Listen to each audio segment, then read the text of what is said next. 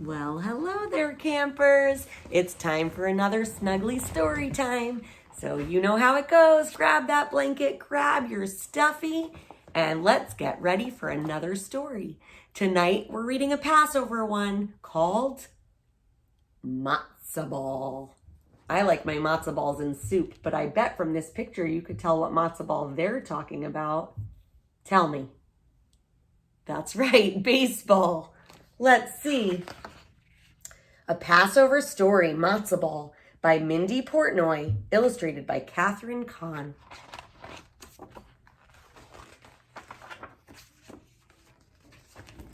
It's not easy being Jewish, but sometimes it can lead to miracles.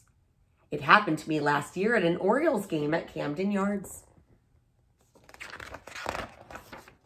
Larry's dad had tickets to an early season game, and Larry had invited Dan, Kate, and me to go along. We're on a neighborhood softball team together, and he knew we'd really enjoy watching the O's clobber the Rangers. I was telling my mom how excited I was when her voice shattered my visions of home runs flying way out to Utah Street. Don't forget, Aaron, the game is during Passover. No hot pretzels, no Cracker Jacks, no ice cream. You'll have to bring your own food. Aw, Mom, I groaned. How can you enjoy a baseball game without junk food? The other kids aren't Jewish and they'll be able to eat anything they like. It's not fair. Sorry, Aaron, she answered. Those are the rules. I was really mad. It's not easy being Jewish, and sometimes it feels downright weird. Every year I have to explain why there's a sukkah in my backyard, and why I'm always missing great TV shows on Shabbat. My friends think I'm lucky because I get extra days off from school, and they say I have it made because Hanukkah lasts for 8 whole days. But I'm not so sure. Sometimes I wish I could be just like everyone else.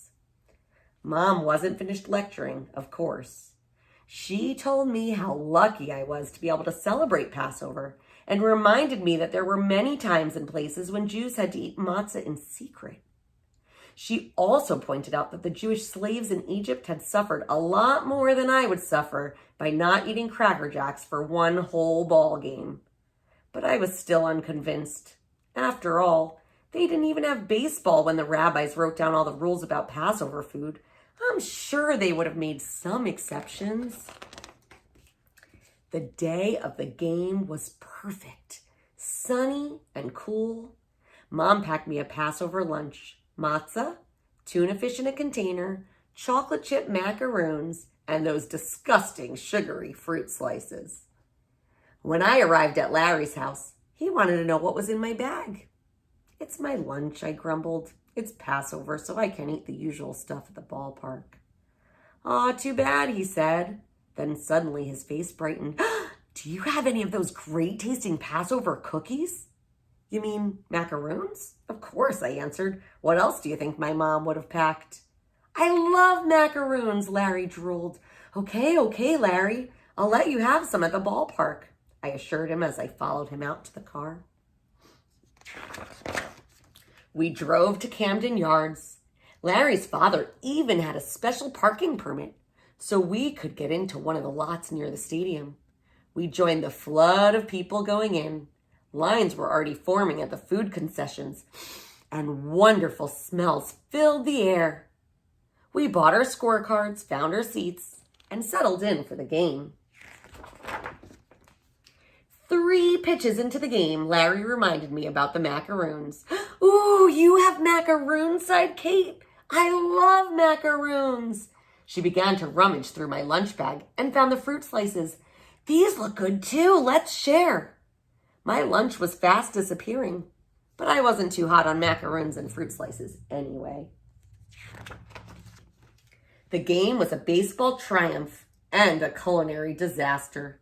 The Orioles scored run after run. Ripken was tremendous. Anderson was fabulous. Devereaux was dazzling. And I was starving. It turned out Larry's dad has a thing for matzah, so I gave him some of mine. Thanks to Dan, the tuna fish was gone by the second inning. My friends were happily devouring my lunch, as well as every bit of chametz in the ballpark. By the fifth inning, I was so hungry, I began to fantasize about opening a special kosher for Passover food stand at Oriole Park. I prayed the game wouldn't go into extra innings. In the bottom of the eighth, the Rangers had a pitching change. My friends decided to head out to the concession stands one last time. I stayed behind, feeling sorry for myself. Suddenly, I felt someone tapping on my shoulder and turned to see that an old man had sat down next to me.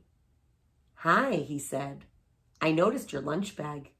It reminds me of when my mother used to pack a Passover lunch for me when we'd go out to Ebbets Field." "You were at Ebbets Field?" My mouth dropped open. "Sure," he said. "Those were the good old days. Tons of matzah and macaroons all over the place. You weren't distracted with buying junk food and could concentrate on the game. Know what I mean?" "Yeah, I guess so," I answered. And suddenly, I saw myself part of the Ebbets Field gang. All those Jewish kids eating their Passover lunches, watching Jackie Robinson stealing second. I didn't feel so alone anymore. "I still bring my own lunch," he said. "Here, would you like another piece of matzah?" "Thanks," I said, and turned back to the game. I ignored the sing-song of the peanut vendor and kept my eyes on the field. The new Rangers pitcher wasn't helping his team out at all.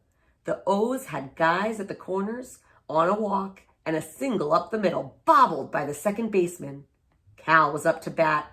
A fastball whizzed by for strike one. He fouled the next one off the first baseline. 2 balls followed. The old guy next to me whispered a prayer. "Just one home run, Cal. Dayenu. That will be enough."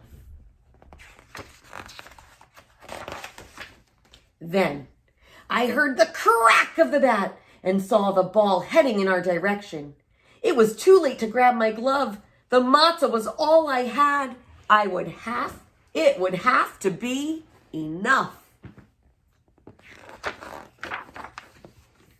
I held it up in the air and heard the old man yell, "It's yours, Aaron!"